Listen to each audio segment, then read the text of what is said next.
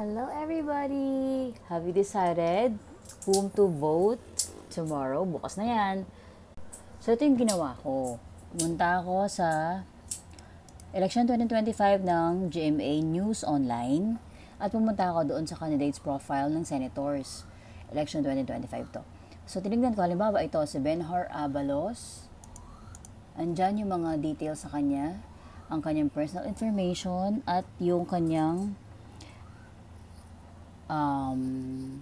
educational attainment, tapos anything about him, career, at saka yung kanyang platforms, pinaka-importante. So kung hindi ka pa nakakapag-decide at hindi mo kilala kung sino yung iboboto mo sa lugar nyo, since ako taga-Imus, punta ka dito sa Commission on Elections, tapos hanapin mo yung city mo kung saan ka nabibilang. And yan, nandiyan yung mga list ng iboboto mong kandidato.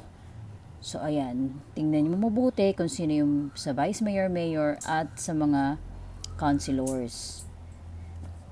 Sana nakatulong ako at sana makapagdasal tayo at humingi tayo ng divine intervention sa Panginoon para tayo ay tulungan kung sino ay nararapat na makaupo sa pwesto niya. Dahil kailangan natin ng mababait, magagaling at di corrupt na mambabatas.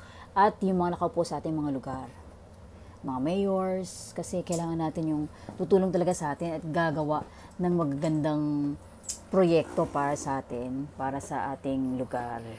Bye and good luck for tomorrow. Let's pray.